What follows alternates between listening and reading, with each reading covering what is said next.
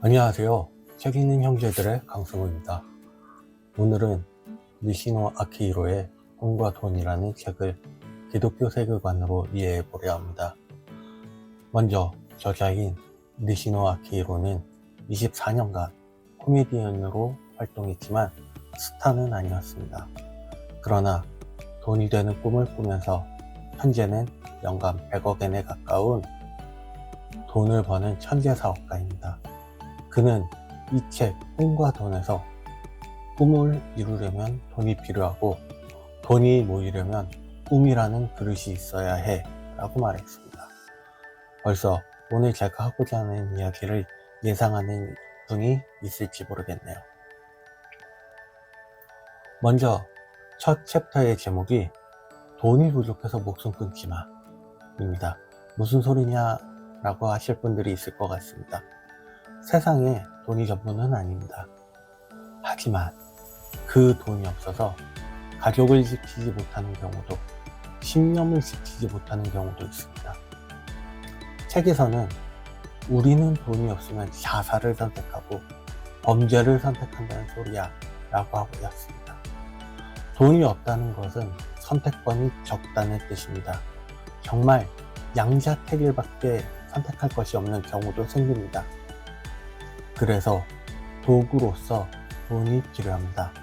가능하면 선택지가 많아질 수 있는 만큼 많이 필요합니다. 도구는 많을수록 편리해지니까요. 이 책에는 정말 많은 인사이트를 줍니다. 프리미엄과 럭셔리의 차이점을 알려주기도 합니다. 하지만 니시노가 한 이야기 중에 저는 내 꿈에 다른 사람을 동참시키라는 말이었습니다. 우리 그리스도인의 꿈은 하나님께서 주신 소명과 밀접한 연관이 있다고 생각됩니다. 제가 가장 좋아하는 말씀 중 하나인데요. 그런즉 너희는 먼저 그의 나라와 그의 의를 구하라. 그리하면 이 모든 것을 너희에게 더하시리라. 마태복음 6장 33절 말씀입니다.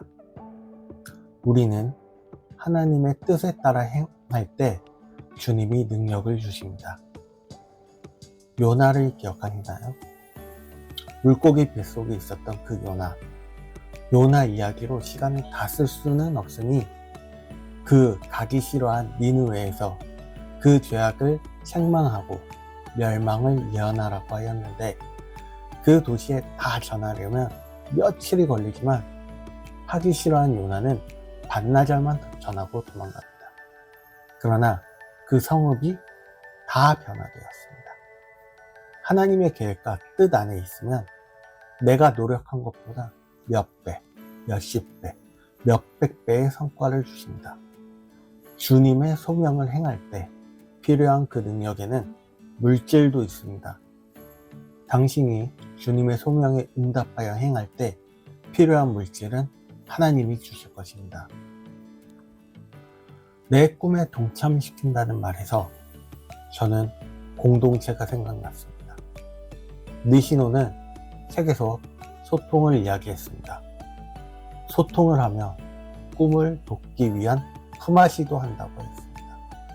우리 그리스도인들은 협력하여 선을 이룬다는 말을 잘 알고 있습니다.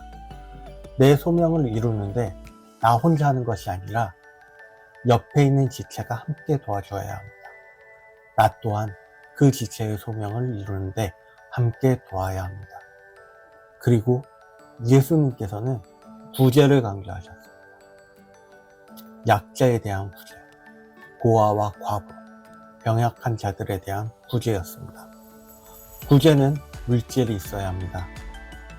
내가 구제받아야 할 형편인데 남을 구제할 수 없습니다. 선한 영향력을 위해서도 우리 그리스도인들은 나에게 허락하신 능력으로 약한 자들을 구제하여야 합니다. 그게 하나님의 뜻이지 않을까요?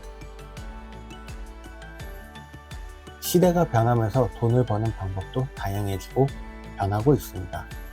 하나님께서 막지 않으시는 한 우리는 이런 것들을 배워야 합니다. 프론티어가 되어야 합니다. 선한 영향력을 전하기 위해 새로운 것을 먼저 배우고 체험하고 전해야 합니다.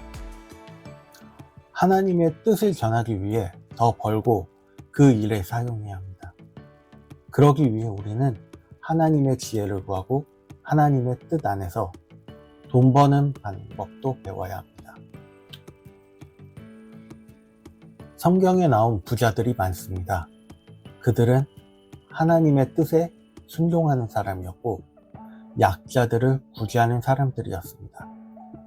욥이 그랬고 아합시대 국내 대신인 오바댜가 그랬습니다.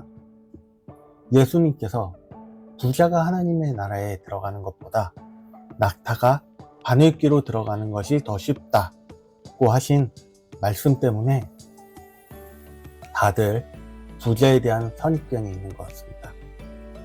나를 위한 부자를 경계해야 할 것입니다. 하나님의 나라를 확장시키기 위한 부자를 꿈꾸었으면 좋겠습니다. 꿈이라는 그릇, 꿈이 하나님이 주신 소명이라면 그 그릇은 하나님께서 채워주실 것입니다. 저는 지금 보호 종료된 아이들과 함께 할 수 있는 사업을 꿈꾸고 있습니다. 이 일이 하나님께서 나에게 허락하신 소명이라고 생각합니다. 그래서 저를 더 키워주실 것이라 믿습니다. 몇 년 뒤 제가 페라리를 타고 영상을 찍는 것이 아닌 보호 종료된 아이들의 꿈을 함께하며 새로운 사업을 시작했다는 영상으로 여러분에게 자랑하는 날이 오길 꿈꿔봅니다.